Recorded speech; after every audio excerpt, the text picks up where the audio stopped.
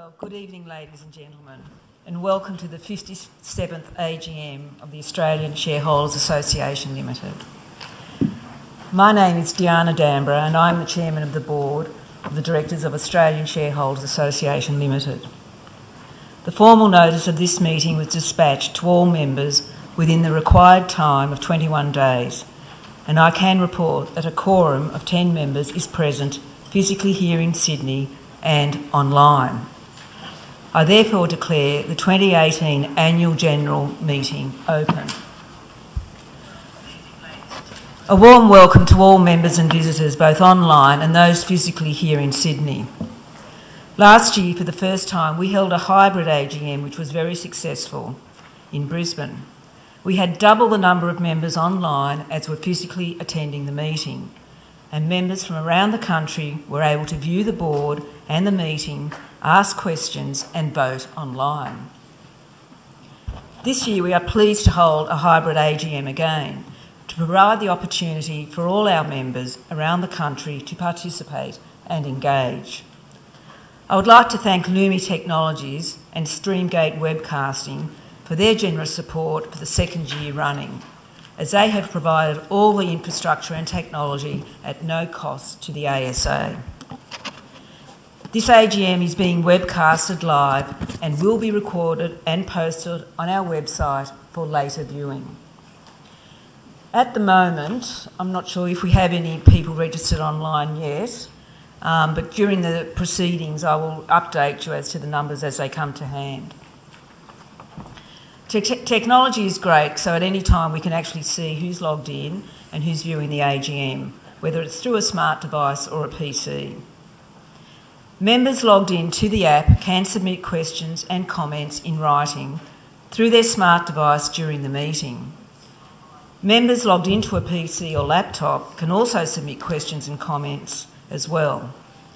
You can type questions at any time from now or wait until I actually call for the questions. But the app is active right now, so if those are interested in any questions at this point, you can start now typing in. The agenda is on the screen behind me at the moment. The proceedings today are expected to be concluded by 7 p.m. The order of business will cover my address, an address from the CEO, Judith Fox, and consideration of 2 resolutions to re-elect directors and 1 resolution to elect a director. Each director to be re-elected or elected will be asked to address the meeting and take questions from members. Following the formal business, we will open the floor to questions and answer session, where members can ask the board any questions relating to the association. I ask you to keep any questions you may have for the question and answer session to ensure the smooth running of the meeting. For those in Sydney, we have arranged drinks after the meeting at 7 p.m. in the foyer. Online attendees will be able to vote on each resolution and write questions on their smart device or PC. And Silvana Eccles, our National Operations and Education Manager, will receive such questions, collate them and pass them to me. If we are unable to get through all the questions today, unanswered questions and answers to them will be posted to our website in the next few days. We will have instructions on the PowerPoint slides behind the board at the appropriate times, and both those in the room and those online will be able to read them. Apologies. Unfortunately today we have 2 of our directors, Alan Golden and David Fletcher, unable to be with us here in Sydney due to pressing personal commitments. We also have apology from Linda Martin, the convener of the Albury-Wodonga discussion group. I would now like to introduce our members, and I'll start on my far left with Stephen Mayne. Stephen Mayne was elected as a director at the 2016 AGM and is a member of the Policy Committee. Don Hyatt was appointed a director in January 2015. Don serves until February this year as chairman of the Victorian State Committee. Don is a director with oversight of education and events and is also a company monitor. Alison Buxton was appointed to the board in June last year. Alison has oversight of the ASA's marketing activities. And Jeff Bowd was elected as a director at the 2015 AGM. Jeff is a member of the Policy Committee and is also a company monitor. Alan Golden was elected a director at the 2016 AGM and is chairman of the New South Wales Company Monitor Committee and chairman of the Policy Committee. And David Fletcher was elected as a director at the last AGM and is chairman of the Finance, Audit and Risk Committee. He's also the company secretary. I would also like to welcome Anne Phillips on my left here, who is also a volunteer company secretary for the ASA. Anne has been providing volunteer secretarial services to the board for the last 6 months and has been a company secretary of an ASX listed entity. We are fortunate to be able to access Anne's expertise. I also introduced Judith Fox, CEO of ASA, whom you all know. Judith was appointed the CEO in February last year. We also have present our auditor, Mr. Wally Aziz. Wally is sitting in the front row here from Walker Wayland, who prepared and audited our accounts with us. I was appointed chairman at the May 15 AGM and re-elected to the board and reappointed to the role of chair in May last year. I am also a member of the Finance, Audit and Risk Committee. On behalf of the board and ASA members, I'd like to thank all our staff for their contributions to the ASA over the past year and in recent months in preparing for this national conference and the hybrid AGM. ASA depends on the commitment, contributions and efforts of almost 200 volunteers around Australia.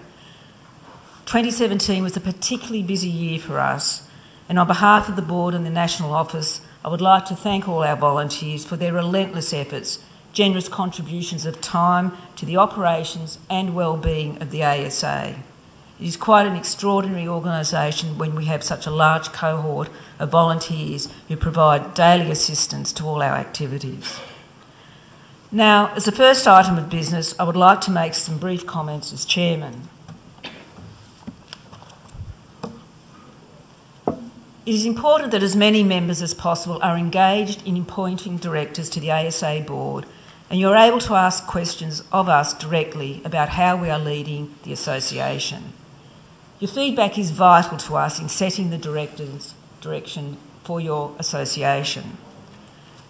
Your board is a very active board and directors participate deeply in the activities of monitoring, education and advocacy. Coupled with policy development, public commentary and of course overseeing the activities of Judith and her team, we discharge significant commitments on your behalf. We have tried to build a diverse board comprising both member representative and independent directors from outside the ASA and with a range of experience and viewpoints. But we all have one thing in common, and that is the determination to work to the best of our ability on your behalf to build a stronger ASA, to stand up for shareholders and to help you become better investors. I encourage members to consider putting themselves forward as potential directors in future years. Board renewal is important to widen and refreshen our thinking. The appraisal and induction process for new directors takes time, and I and the other directors will be happy to help potential candidates ready themselves for this important role. Turning to ASA's recent activities, I believe members can be proud of our leadership in the public debate over the accountability and the board of the AMP. With more than 750,000 retail shareholders, it was vital we spoke out on their behalf.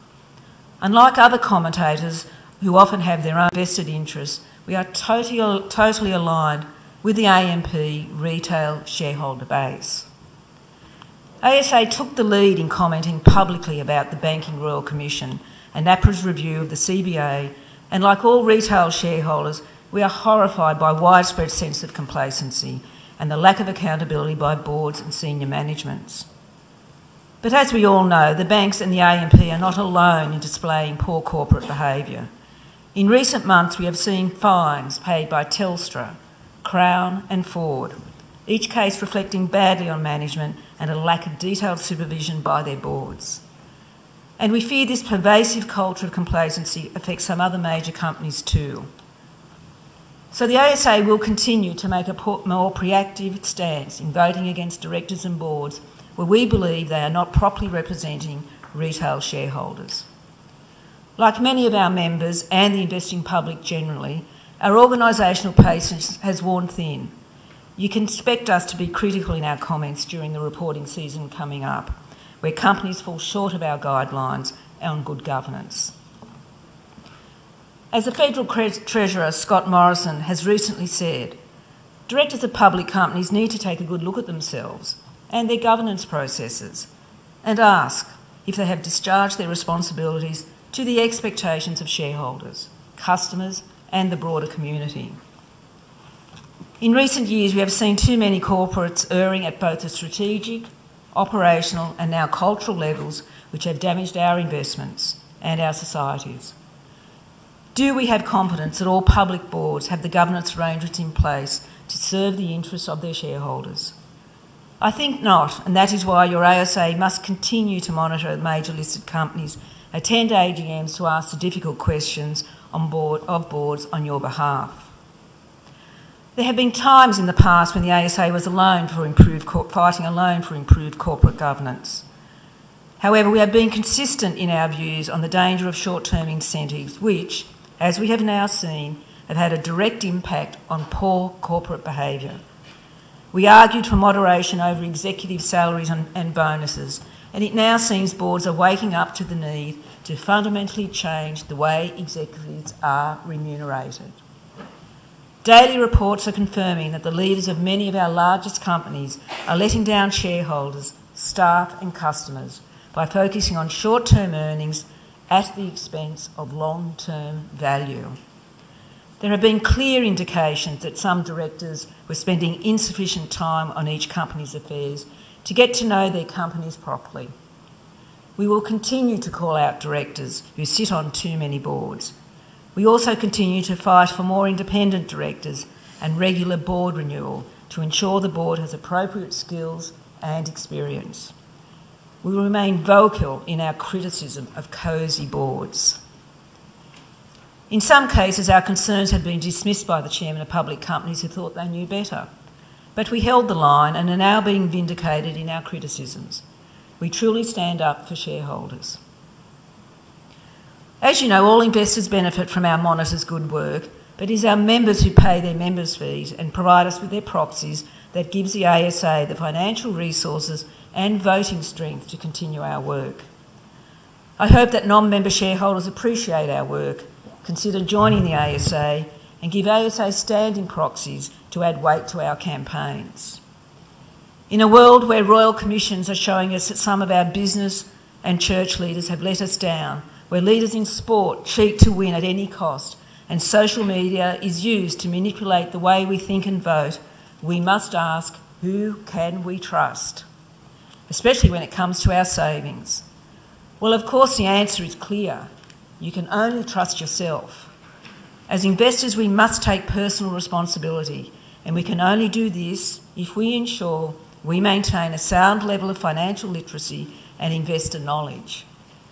Such education comes in various forms, from the annual conference we have just held to local events which help us understand contemporary investment issues. Your local discussion group allows you to share investment ideas, your successes, concerns, and the pitfalls to avoid. We have expanded our repertoire of webinars and podcasts on our website, and of course, where we publish in our equity relevant articles which are there for your up-to-date viewing and to help you understand other issues. Our new website will have new, better resources for you as well. Members of the ASA and the general public can be assured we have no vested interests, we have no conflicts of interest, no hidden agendas. Our volunteers have no remuneration or bonuses to influence their opinions or actions. And as you know, the ASA is overseen by a volunteer board who willingly give up enormous amounts of our time to advance the call of keeping boards accountable for good governance. Finally, and in conclusion, I would personally like to thank my director colleagues, our volunteers and staff, and you, the members, for believing in and supporting each other and all of us in what we do throughout the year. Thank you very much.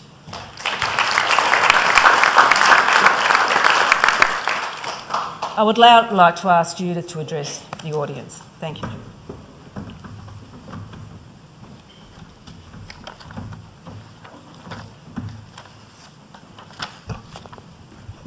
So in 2017, as Diana alluded to, a significant initiative was the research into due diligence around and signing of the contract for a new integrated database and website.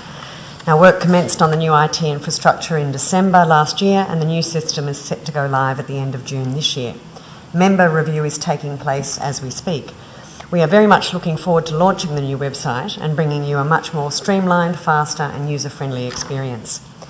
In 2017, ASA also undertook market research to inform ASA's future strategy and inspire new service ideas to expand membership and revenue.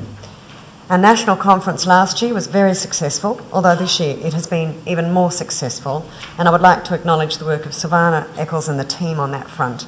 The sponsorship and revenue from the conference continues to contribute to our financial sustainability. But the big issue, as we all know, is membership.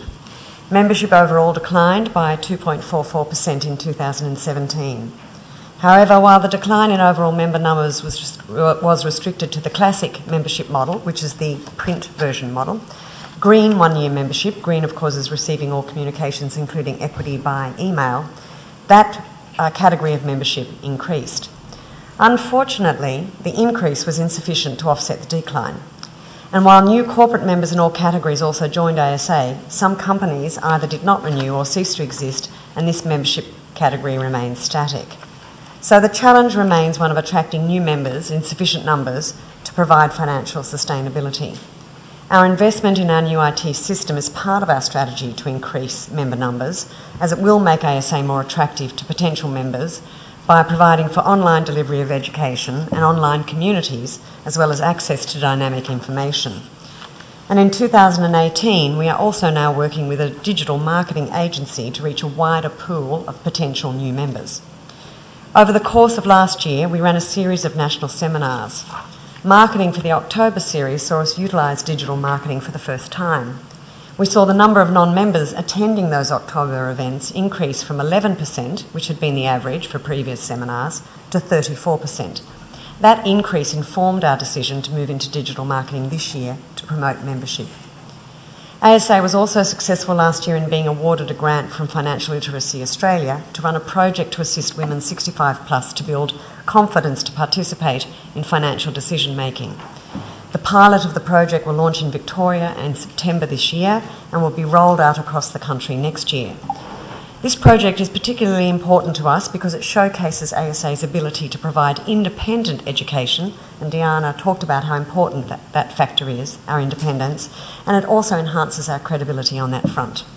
We will also be able to utilise the learnings from that project to inform our own education programs. Approximately 20% of ASA members attend face-to-face meetings each month, which is a remarkable touchpoint for a member association. Indeed, the number of member meetings increased in 2017, despite some groups combining or being discontinued. The new member groups were established in Griffith, Mona Vale, the New South Wales South Coast and Sutherland. But many of our members live in regional areas and cannot attend larger face-to-face events, such as this one and the smaller ones. We introduced podcasts in 2017, which proved popular with members. We also video recorded one of our national seminars so that regional members could benefit. We'll be doing more on that front in the coming year. And during 2017, on the advocacy front, we undertook a campaign seeking a standing proxy from members, which attracted over 800 responses. However, overall, the proxy numbers were only slightly higher than those in 2016, as many of the standing proxies replaced individual proxies already received for the 2016 AGM season, and the registry did not always process the standing proxies prior to the meeting taking place. Overall, we did receive a slight lift in proxies in 2017, and we're engaged with the share registries at the moment to talk about how we can ensure that registration process goes through much faster, but also make the standing proxy appointment and audit trail much easier and more streamlined.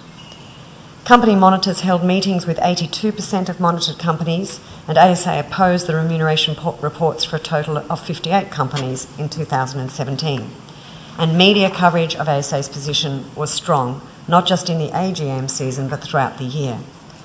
We saw 2 staff members resign. We recruited 2 new additions to the team. And many of you would be familiar with Fiona Balzer, our Policy and Advocacy Manager, from her time in the role some years ago, and we're delighted to have her back with us. And of course, we also moved office last year, and we're in a very professional yet affordable office space with a lease of 3 years to provide stability. All in all, last year was putting in place some foundations, with the focus this year on increasing membership through our work with the digital marketing agency, which is across social media platforms, launching the new database and website, and moving into online education.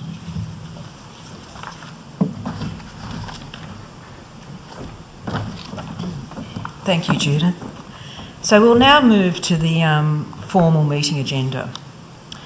The first item is to consider the annual financial report of the ASA and the reports of the directors, the auditor, for the year ended 31 December 2017. This item does not require the approval by members. I will ask questions about the accounts and reports in a moment. I want to step you through the process first so that both those in the room and those online can ask questions. In Sydney, members and proxy holders in the room would have received on registration a blue member identification paper. There is a roving microphone, this one in the middle just here. When I ask for questions, please can you come to the microphone and show your blue member identification paper and announce your name so that people can know who you are. Members in the room using the electronic device issued to you at the door, please use the microphone to ask any questions. If you are a member in the room using the app on a smartphone or a member online, you can type in questions. Instructions on how to submit questions are on the PowerPoint slide behind the board here and can be viewed by those in the room and those online. Also, general questions about ASA will be dealt with after completion of the formal business. Questions now are about the accounts and the reports forming part of the accounts. They may be addressed to any director through me, or, as I've mentioned previously, our auditor is also present, so if you have any questions for the auditor, we can also pass them to Mr Aziz. I will take questions related to the accounts from those in Sydney first, while we collate questions that have been submitted online. Are there any questions or comments on the accounts or reports from those present here in Sydney? David? Should I use this or? No, it's probably better if you use the mic so everyone can hear the question, especially the people online. Oh, good. So at the moment, just for everyone's information, we have 27 people online. I believe we have one person in a car who's listening to this. So, good luck. Where is he? On the way to Coonabarabran, so works there as well. Yes, David. Thank you, Madam Chairman. Is this on? Yeah. Is it on? No, Yes. I can't hear it. Is it close? That's better. That's better. Yeah. Today, surprisingly, I'm not representing the ASA. I'm representing the members of the ASA. Makes a change for me. Membership, obviously, is the big issue for the ASA and has been for many, many, many years, all the time I've been here. It continues to decline. You did some research. I'd be interested to hear what the outcome of that research was. And I'd also be interested to know whether the latest level of membership is less or the same as the year-end position. Thanks, David. I'll start with your second question first. At the end of December, as you can see from the annual report, there were 4,783 retail members in the annual report. At the middle of May, there were 4,755, a decline of 17. Is that right? 28, I beg your pardon, since then. However, I think the important thing is to understand that in January, we had 18 new members, February 27 new members, March 41 new members, April 41. This month I'm not sure of the numbers yet because we're only not quite at the end of the month. But month on month we've had a better uptake of membership. And I know it still hasn't made good where we were at the 1st of January, but as Judith mentioned, some of the campaigns we're now running and using digital agencies and the different way we're going about our messaging, I believe it started to work. It still is a decline, as you say. It hasn't arrested itself yet, but as long as we get the trend going in the right way, that is what we've got to work on. And it's where it is now. I think from the AMP campaign, we got 20 members in 1 week through that, which Judith has mentioned. So there's little things like that we've just got to be smarter and more strategic, I think, about the way we use that communication. And that's exactly what Judith's been doing, and it's been paying off. So Judith, would you like to add to that? Yes, the market research last year we did with 2 different demographic groups, 45 to 60 and 25 to 45. All of them had to have shares and none could be members of ASA. We were very interested to try and explore what would make us attractive to those people, given they've already invested in shares and are obviously interested. What we saw is that we're the world's best kept secret. Most people hadn't heard of us, but they liked what they heard about us as we took them through the focus groups. So the question then was to try and, what is it about us that they liked? Interestingly, it was the education that resonated very strongly with them, the idea that they could also talk to fellow investors. It's a very challenging thing to talk about your own financial circumstances and try and discuss investing strategies. Discussing that with fellow investors was very attractive, the idea that you'd be in a safe place where you could have those discussions. Some of the older group had heard about our advocacy and admired it and liked it. I do have to say we were seen a little bit like a public good, that we should just exist without any member fees coming in the door. So we've got to change that perception of that we just exist on ether. But what was very heartening for us was that we were attractive to both groups. The younger group were very interested in the online ideal of being able to have online meetings rather than necessarily face-to-face, though they did like the idea of the first meeting being face-to-face to get to know people. And the older demographic were, at the moment, because of work, not necessarily able to participate, but were still overall liked the idea of face-to-face meetings. So we're looking at how we can mix and match all of that to provide for those 2 groups once the new website's up and running. So the digital marketing agency that we're working with now, we dipped our toe in the water last year around those October events. We learnt that we could get to a wider pool. Now we're working with experts in the field, and the aim very much is to utilise Twitter, Facebook, LinkedIn to basically make us visible to a much wider group of people. And what we have to be careful about is the idea of just becoming visible doesn't mean people sign up for membership. It's what's called nurture marketing, where you have to actually build not just the awareness and the profile, you also have to be prepared to give some things away for free. So, for example, we were directing people to our very useful information on how to find lost dividends. People found that very attractive. They signed up as a sort of non-member to get the newsletter. We've got a relationship with you. Now it's up to us over time to give you a few more things and then get you into a membership relationship with us. And that process is going to take some months. As Diana said, we used AMP and we got 20 new members in 1 month, but we can't rely on that sort of immediacy to be happening all the time. Mostly it's going to be a process of providing good, free, valuable content, assisting people, and then over time building trust in us that they then want to become a member. Thank you very much. Just one other thing, because retaining the existing members is obviously a priority as well. I'd like to see the directors and yourself, Judith, attend more of the monthly meetings that occur around the country. I rarely see directors at those meetings in Sydney, and I don't know whether it's different in Melbourne, but it's disappointing that that you're not more visible at those meetings. That's the only other thing I'd like to say. Thank you. I have attended many member meetings around the country, and I think I've met many of you as a result of that. I haven't been to every single member meeting, there's 45 of them every month, but I certainly have been to every state and the ACT. I've visited quite a number of member meetings and intend to visit more this year. I want to try and get to all of them by the end of the year, and I intend to keep visiting member meetings. So I certainly have been actively involved in attending those meetings. Thanks, Judith.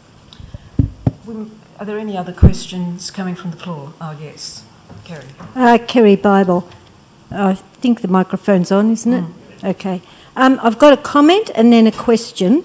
Recently I was ringing around to see people who hadn't paid their annual subscription and why that was the case. And what I noticed in some cases, particularly with the younger members, is they actually joined to come to the conference, and then they said, oh, well, I'm not coming to the conference this year, so I'm not joining. So I just thought it does seem to be they join because you've got to be a member to come to the conference, they join, or they came to some other educational day, and they see that as, well, you just joined for that, but then they're not interested if they're not coming anymore.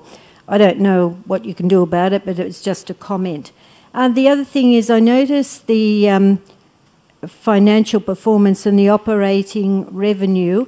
You've got corporate and industry members, and I was just wondering how you go about getting them and maybe increasing the corporate membership.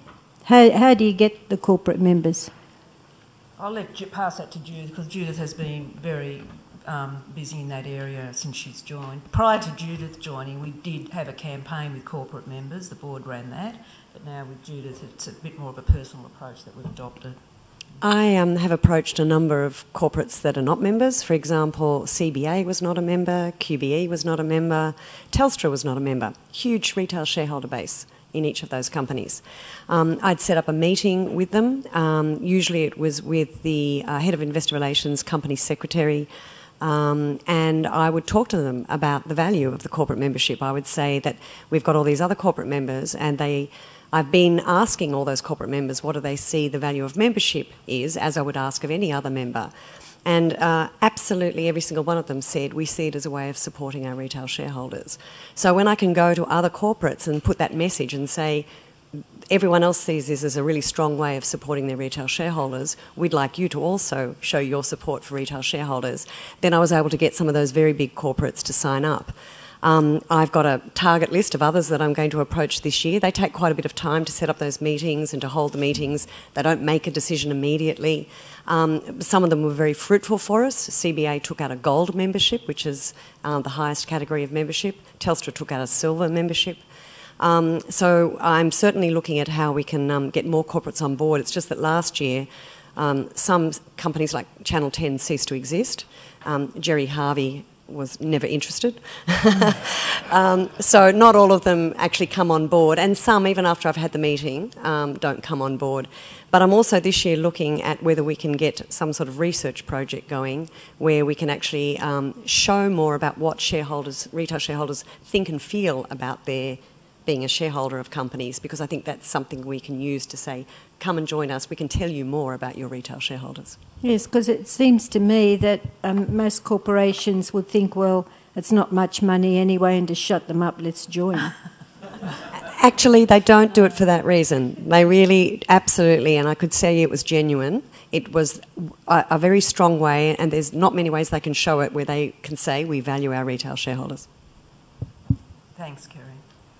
I might just take one of... We've got a few online questions that have come through, so we might just divert to one of those or a couple of those now, and then I'll come back to you.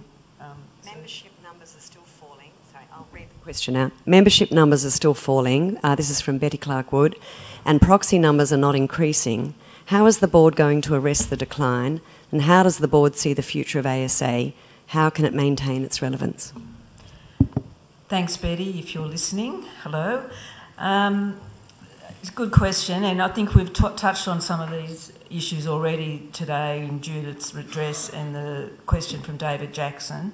But as Judith mentioned, we've really changed our approach of how we communicate with members and non-members as a general premise. It's all about the communication and the different tools now that we are using to hopefully enhance that membership interest and the growth. It also goes back to Kerry's comment as to why are we finding people joining for a year and then dropping off. That is a big issue. It's where we have our highest lapse rate is in the first year of membership. So clearly they look at it, try it, but they don't come back again. So that is something we have to address, and as Judith said, we've got to nurture them, we've got to find the hook that they're looking for that will keep them in there. And that's what we're doing with the digital agencies that we've set up, that we've engaged with, and very, very focused and very clear messaging. And you've probably noticed how we've changed our EDMs and even the way we're writing to you as members. It's very different now. Equity has changed. There's all little subtle ways that we're just trying to improve the way we speak to you. Is there anything else you'd like to add to that? This is on the accounts. We only made this is from Stefan Land here. Yeah. We only made a very small profit in 2017. Will we break even or better in 2018? That's an interesting question, Stefan. Thank you. Yes, we only made just over $1,000 profit, if you want to use that term, or surplus in the accounts. Bearing in mind we'd received $100,000 a year before from ASIC in December. We hadn't had the opportunity to spend any of that, so we did spend some of that during the last year. But putting that aside, I think the important thing is to realise that by way of background, the board, particularly in the 2016 and 2015 year, really went through a very strong discipline of making sure we set up the ASA with a strong financial foundation. We knew we had to invest in new technology, we wanted a good CEO, and to do those things we had to get a strong financial base set up for the organisation. So the results for 2015 and 16 were clearly better than the 2017 result, because in fact in 2016 alone we generated more than $300,000 in cash, net cash, and that is a lot of money for a small place like this. But that was a deliberate action on our part to prepare for the future and invest. And I think if I recall at the last AGM, I did mention it would become a year of investment, the 2017 year, and this year too, as Judith said, we're into the new website, which is almost complete. That will cost us money, and it is, but that's fine, we know all that. And that's why the result last year wasn't as great as probably what it's been in recent years, but we are not worried about that, and I suspect, and I'm almost certain this year, it will be a better result. And I would add that there was also my salary to take into account. Well, that was the investment we made in people. Another question online. Yeah. I compliment the board on the results now reported. Can we have an outline of how the $100,000 awarded to the ASA from the Hochtief class action has been utilised? Yes, the ASIC money. As you know, we got about $100,000 in December 2016. It was right towards the end of the year. We didn't spend it all in the 2017 year. We spent $40,000 last year. About half of it was spent on education, which was the research project Judith mentioned, and the other half was spent on monitor training, developing the podcast and some of the webinars that Judith's mentioned, and some videos. So also the proxy campaign used some of those funds as well to get that off the ground. But this year we intend to really discharge the balance of that $100,000, so we're probably looking at spending the rest, which is about $60,000, on activities this year between education and the advocacy work that we do.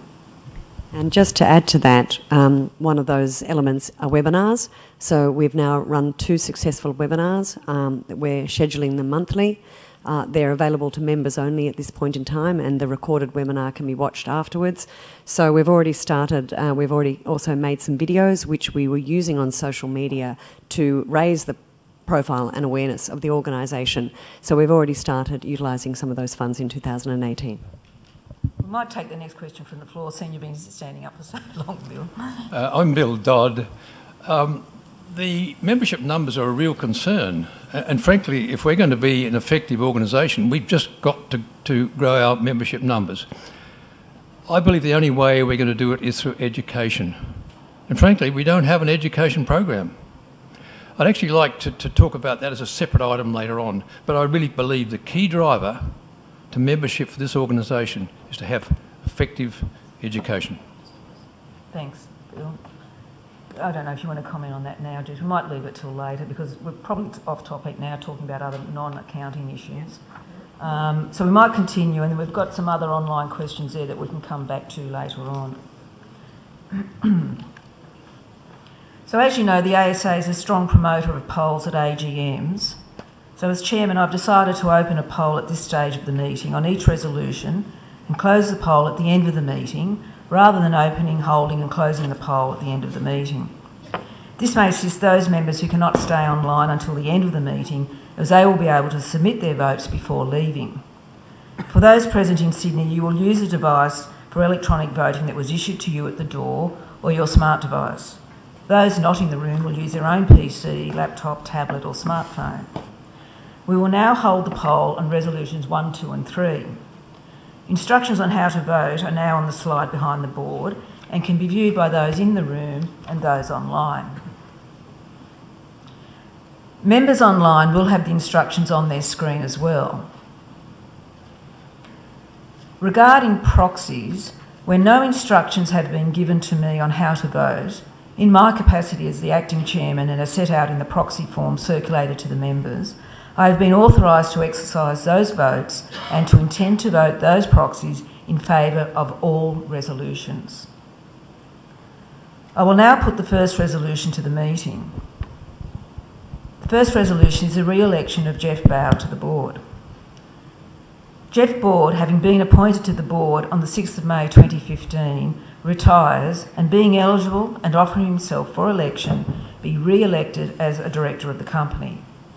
I now invite Jeff to address the meeting and outline his views and the contribution he expects to make to the ASA. Thank you, Deanne. Look, I am a very enthusiastic supporter of the ASA, always have been. Have joined about mid-2000, I think, somewhere along there. And I started as a company monitor. I've been a company monitor for 10 years. For 3 years I was chairman of the Victorian Monitoring Committee. I've been a director for 3 years. I think with that hands-on monitoring experience I've been able to make a worthwhile contribution to board decisions.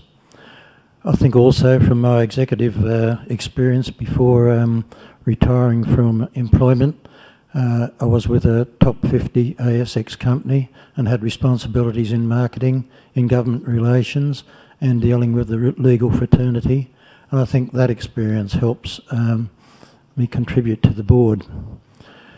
The last 3 years on the board I think enhances my CV on experience, and what I propose is I continue to make a worthy contribution if re-elected this evening.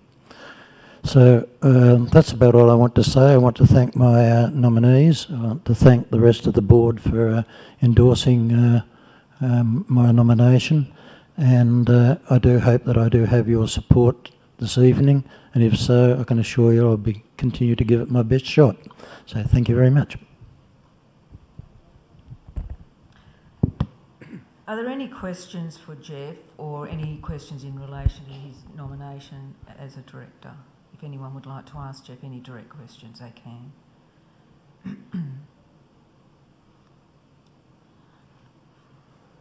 That's easy for you, Jeff. No questions.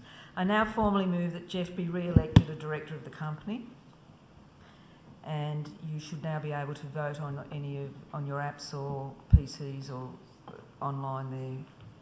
Those in the room will have a device as well. How do we use the device? There's a button on the bottom right. The slide's back up here too, if anyone needs any help.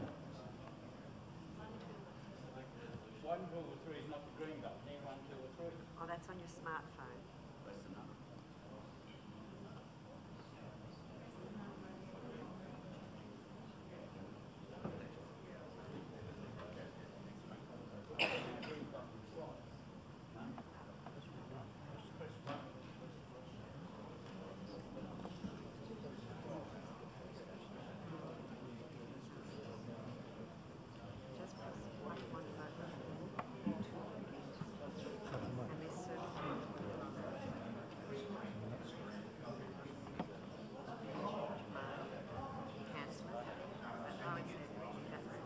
So you should see the response for, against or abstain on your screen.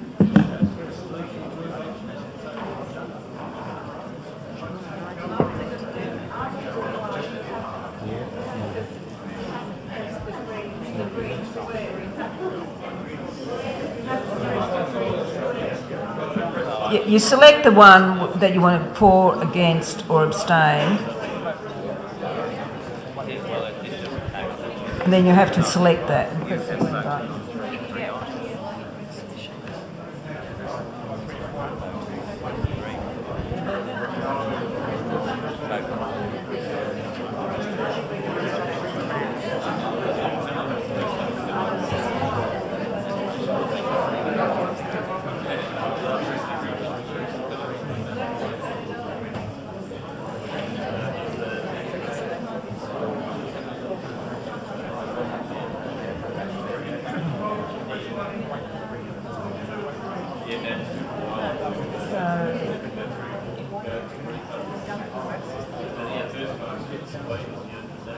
So I've just been told you have to press the green button first, which wasn't quite as clear on the instructions. I apologise for that.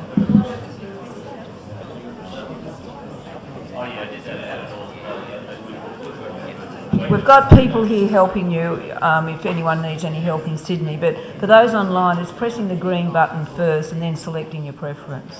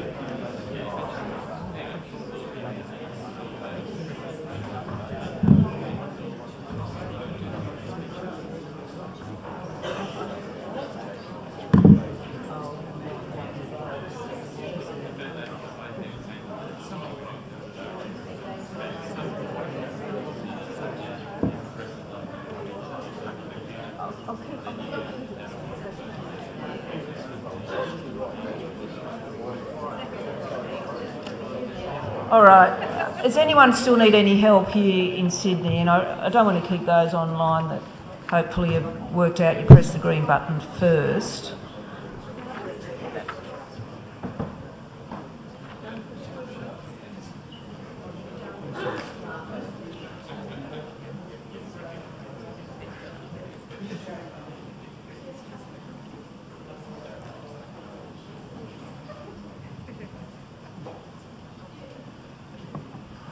So we'll move on to the second resolution, unless people need more time, please let me know.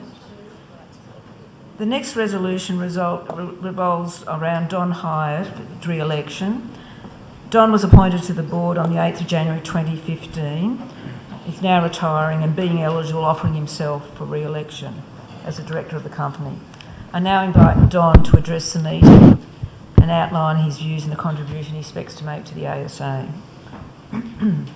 Thanks very much, Deanna. I've met many of you over the last few days and quite a number of you over the last few years. But I think back from time to time why I actually joined the ASA. I actually bought my first shares when I was a university student those many years ago. I wonder whatever happened to consolidated exploration. Nobody knows. Never been seen since. I was put off the share market for a number of years after that. But I did find myself, when I retired from my teaching job, that all of a sudden my superannuation was no longer being looked after by an external agency. I actually had to look after it myself. And that was a bit of a worry. Now, the best thing I ever did was not to go to a financial advisor, obviously. But I had heard of the ASA, and I came along to a number of ASA meetings. I went to investor forums in Melbourne. I also attended a couple of education seminars as well that were really good. One was about reading balance sheets, and the other one was balancing stocks. And they really helped out quite a lot. I then joined the Kingston group, and I found a group of like-minded investors that I could talk to about investing. And this is one of the areas that is not it's not regarded as highly as it should be within the ASA, and that is the ability to network. Because it's very, very important that we can talk to like-minded investors, people that are not selling a product, people that are not financial advisors motivated by commissions and things like that. We really need to ensure that we network. And I thought David, Kerry and Bill all asked really terrific questions. All right, my background was in teaching. I spent many, many years teaching. I retired as an assistant principal. But I spent a number of years in curriculum and research branch, and I was also a science education officer with CSIRO for a number of years as well. I actually have, I did a research project as part of my Masters of Education on teaching and learning the transition of science education from child science to teacher science. Happy to talk to anyone about that later on. But I actually understand the educational process. So I guess I call myself a teacher, but in reality, I think I could almost claim to be an expert educator. In terms of the ASA, as I said, I joined the Kingston group. After a few meetings, I found myself running that group, and I ran it for 4 years. In the meantime, I picked up education in Victoria, and I ran that for the next 6 years. But that transitioned through my period of time where I spent 6 years as Victorian chairman, and I am now transitioning out of that role and happily pass it over to Peter Ray, who's sitting over there. I joined the board 3 years ago, and in addition, I've also monitored CSL and car sales for the last 8 and 5 years, respectively.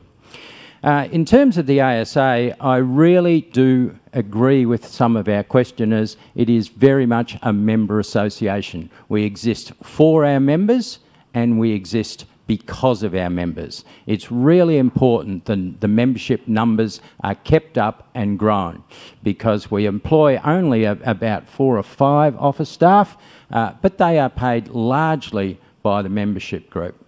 The other question that Bill asked was about education. I totally agree, and all the board members understand my point of view. We did a focus group session, Sylvana Eccles conducted it about 2 or 3 years ago. And the one thing that came out of that was members believe that the most important thing we do is advocacy. We go out and we advocate on behalf of shareholders. But what do they want out of the ASA? What they want out of the ASA is to be better investors. So it's really, really important. And I agree totally with Bill Dodd's point of view that the thing that will get the people through the door is providing education. And the Royal Commission has shown us more and more that that is more and more important within the community. There are vast tracts of financial illiteracy out there. Just the final point that I want to point out, I am the education and events person on the board. But the second thing I do is I, more than anyone else, connect with the membership. Through my job as state chairman for the last 6 years, I've attended about 40 member meetings every year. So that doesn't include conferences, education seminars and the like. So I've attended 40 meetings. And in particular, I make it my job to go out to the regional groups. So we have 7 regional groups in Victoria. I've been out to all of them except Geelong this year, and I'm going there next month. So I think it's really important that we talk to our people. I set down an educational set of priorities a couple of years back, and one of the things was web-based education.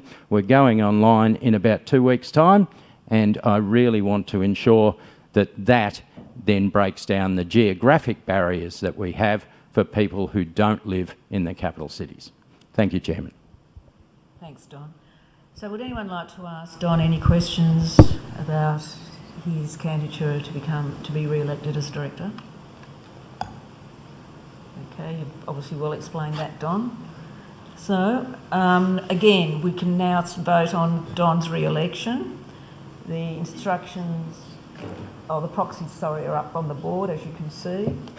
They were up on the board. I want to take it back. No, that's all right. I mean, I think everyone's had a look at those. So please complete your voting on this resolution. Remember, select the green button first and then check your preference.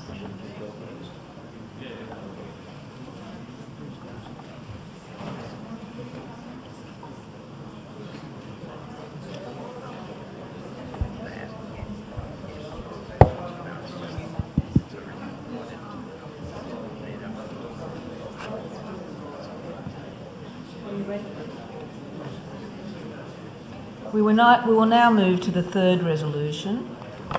Does anyone need any more help on voting? We've got 2 people here.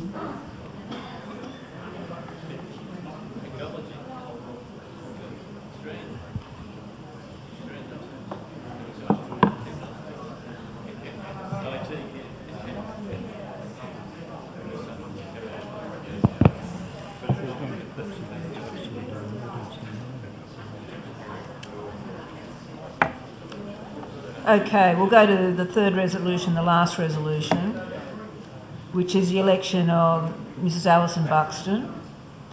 Alison was appointed to the board last June in 2017 and retires, and being eligible and offering herself for election to be elected as a director of the company.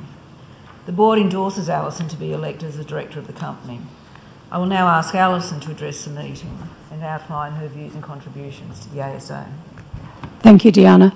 Hi, everybody. I haven't met a lot of you, so I apologise for that.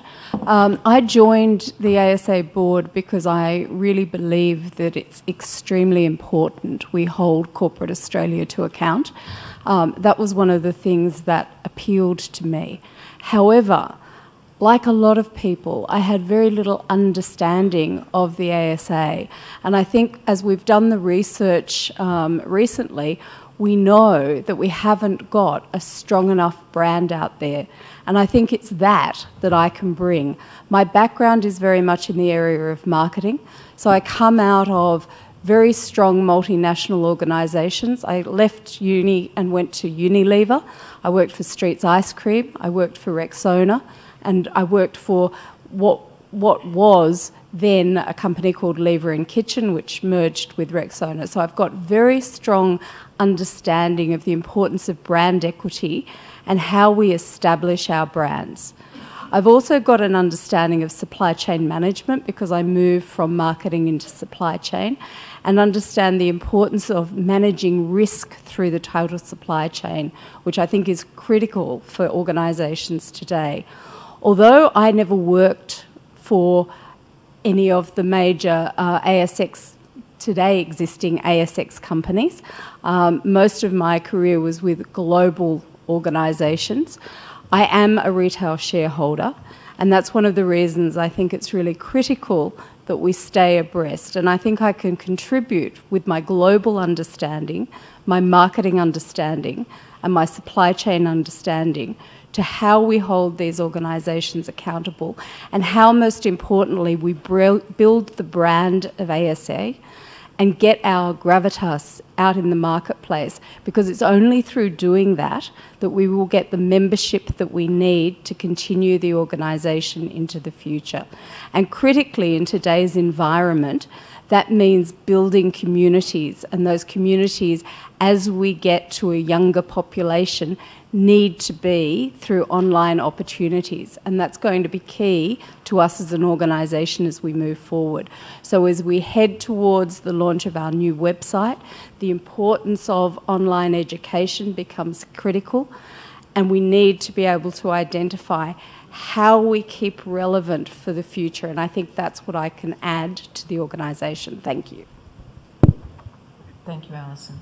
So would anyone like to ask Alison any questions before we vote on her resolution?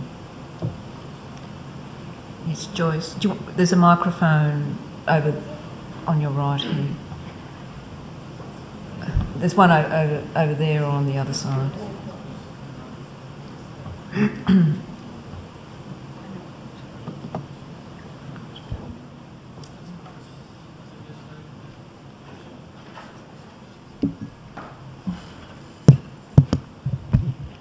That sounds very interesting and exciting. Are you able to share with us some of your ideas? Yeah, I think one of the things we need to do, and I think this came out of the research, is to really create an environment where people see our brand. And I think that means we have to take advantage of the opportunities as they arise. So we got a lot of media coverage out of AMP. We need to be quick at putting that to the fore so people start to understand that ASA exists and that we're delivering out in the marketplace. And I don't think we've necessarily been as quickly responsive as we need to be. Now, that can only be done if we've got the systems with which to do that. So that's the first thing. I think the other thing we need to do is keep abreast of what type of education our potential members are looking for and what type of information sharing they need to gather so that we can link them to the right people. So top of head, they're the sorts of things that we need to start working on today. I apologise, I'm losing my voice, so hopefully that's clear. That's okay. We've heard some of the things you've said, and good luck. Thank you. Darla, have you got a question? Thank you very much. The question that I want to ask you is, well, first of all, I want to acknowledge how critically relevant you are. I think particularly with the younger demographic. I think that looking around here today, most of us 39-year-olds just sort of getting on that borderline, and that was evident in our use of this particular device. So I thought that was what spurred me to ask this question. One of the instruments that is extraordinarily powerful today is the sense that one can make a difference. And making a difference, you have to want to make a difference, and the way to make a difference is to have a voice. And the thing that has struck me with the youth is that they have a voice that is often contrarian and that wakes up people of our generation. And what they use is smartphones, social media, and media that we are not terribly familiar with. But I've seen the results of that with organisations like GetUp and Avas that have made huge differences, and we've seen the differences that that generation, the Z generation, made in Jackson in America by mobilising 1.2 million people to say no. So what we need to do is to mobilise our generation better, and the younger generation to be A, aware of us, B, feel that they can access us, and D, give their voice to what they feel needs to be improved in the corporate sector. And I think that with that, you're going to have a growing membership, and a membership that will last and not just drop out after the first year, if they feel they're being heard. Yeah, so I would agree with that. I think some of the things that we're starting to do with digital marketing are going to touch on that. Being able to quickly put things out on platforms like Twitter, and encourage comment gives us insight into what those potential members or members are thinking, so that we can then leverage that for further campaigns. And some of the digital marketing work that's been referenced looks at responses that we get to particular messages and how that creates a reaction. So leveraging that for the future is going to be absolutely crucial for us. And just following on from that, I think that the education that this particular organisation provides is absolutely critical. And I think that working on the educational arena is really at the foundation of what we need to do. So thank you.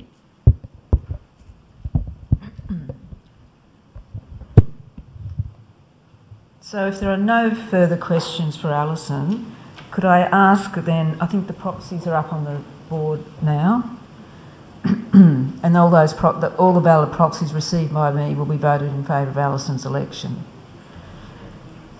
So you can now vote on this last resolution. The slide behind me tells you how to vote, but remember, press the select green button first.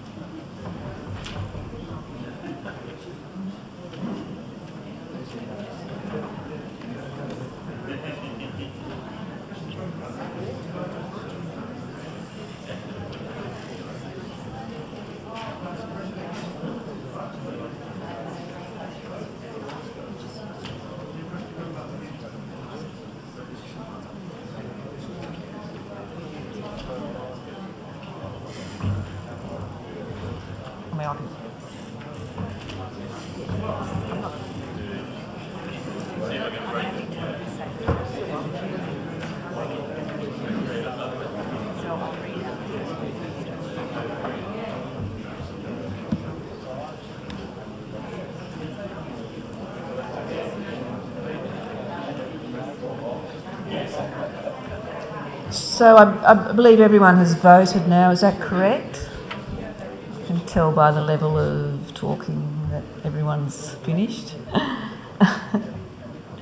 So this concludes the formal business of the meeting, and I will now close the poll. The results of the poll will be advised shortly on the screen, which is up there now. So, oh right, I can read it down there. So I'd like to congratulate Alison, Jeff and Don. So we'll now go to the informal part of the meeting and have any general questions that anyone would like to ask or comments. So does anyone wish to ask any questions from the floor? We've got a couple of questions on the tablet here. Do you want to... One question that's come in from Michael Muntisov is, who is the digital marketing agency? Do they have experience with not-for-profit organisations? I'll let Judith answer that because she's been very involved with the agency that we've selected. The digital marketing agency has extensive experience across a number of organisations, both for-profit and not-for-profit.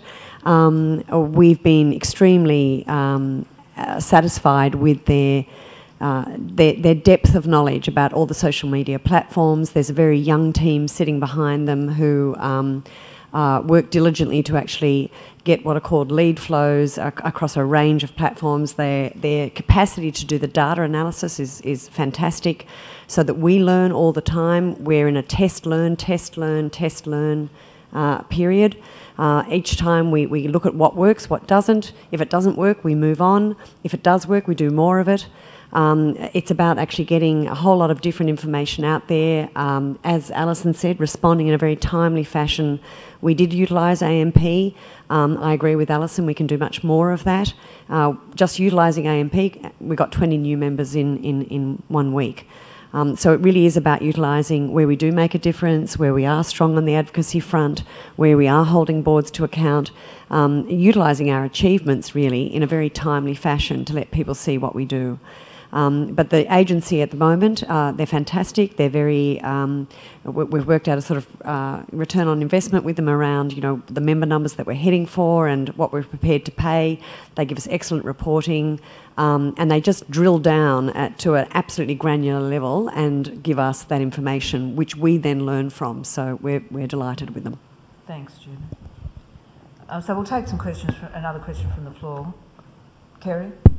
I've got two. One, Stephen, when I see you on the television, you're being interviewed over some corporate governance or some company, I've been listening very carefully, and quite often they don't say you're director of the ASA. So I'm wondering whether, you know, when you're being interviewed, if you could say to the interviewers, you know, I want to say I'm director of the the Australian Shareholders Association, gives us a bit of free advertising.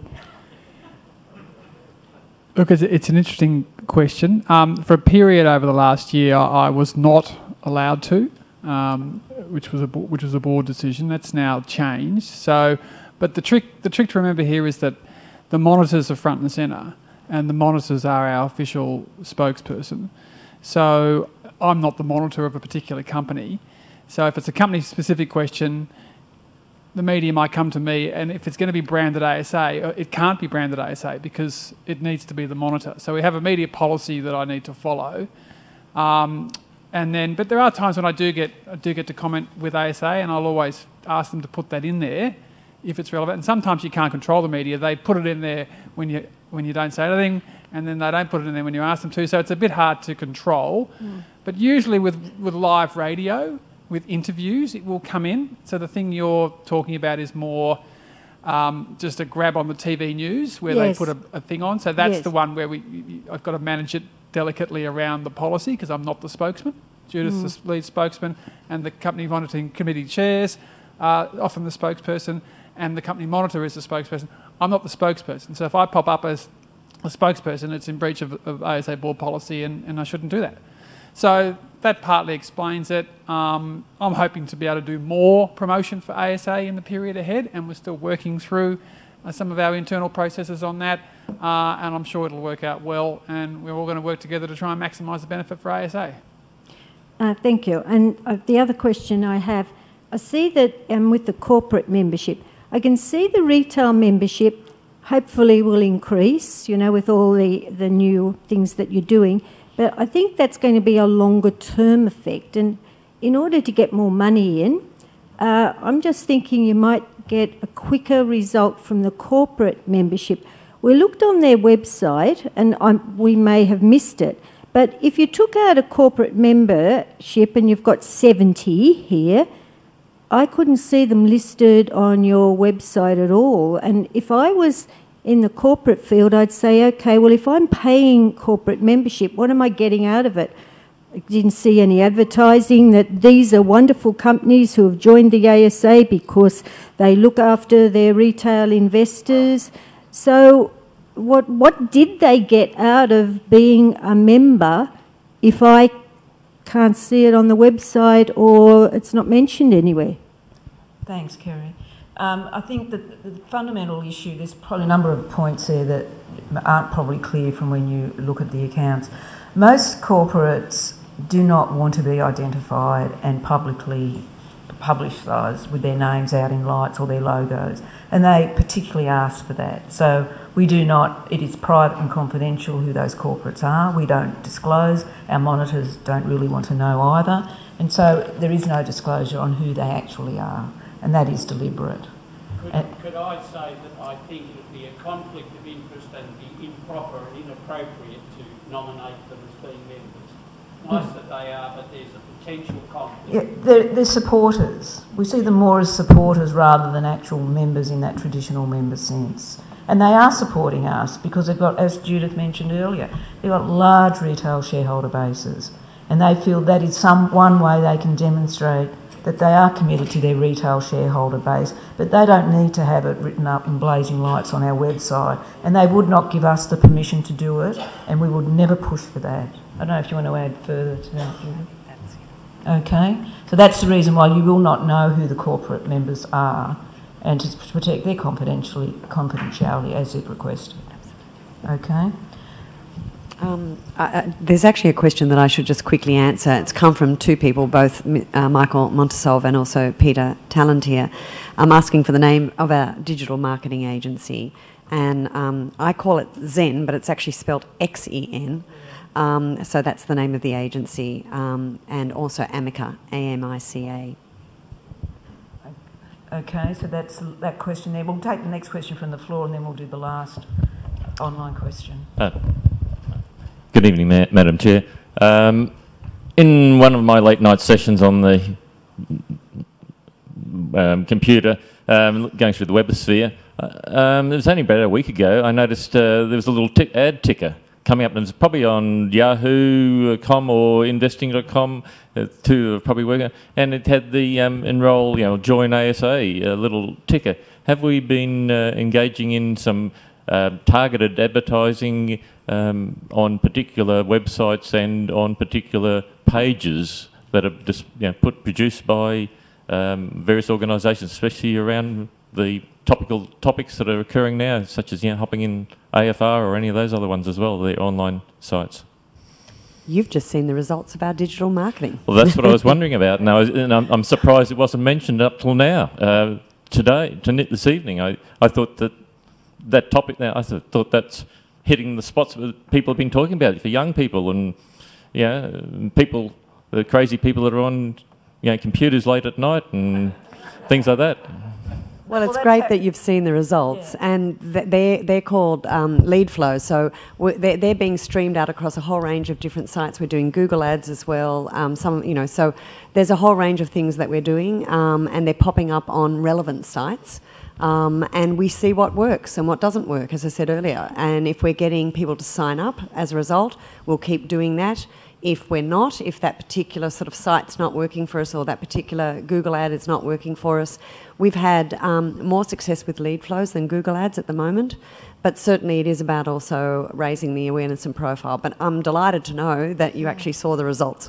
Out of interest, proportionally, is it how much more expensive is to have a sort of targeted advertising spot rather than the sort of the generic ones that sort of hang around?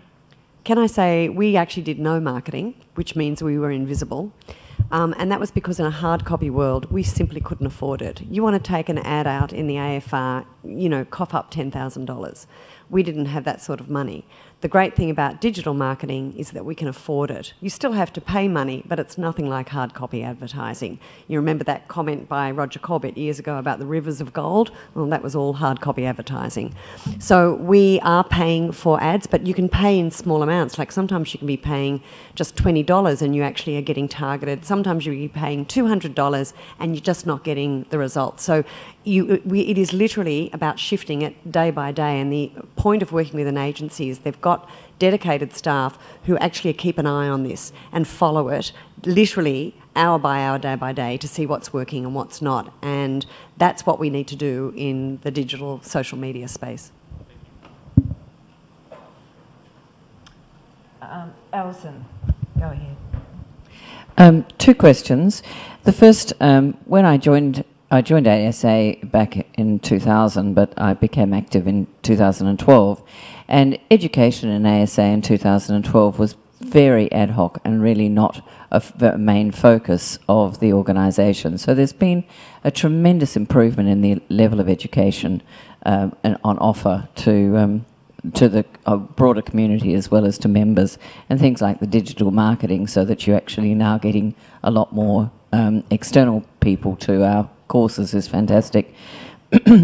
But there's and I'm hoping when the website comes that there'll be a lot more active stuff available. But one of the things I've come to realise, listening and watching people try and learn about education, about investing, is that it's not just about education, it's actually about changing a paradigm shift in their mentality from being fearful about losing money, fearful for actually starting and making investing, and also a perception of themselves as being somebody who can be an investor. So it's not just about education, it's actually about a paradigm shift.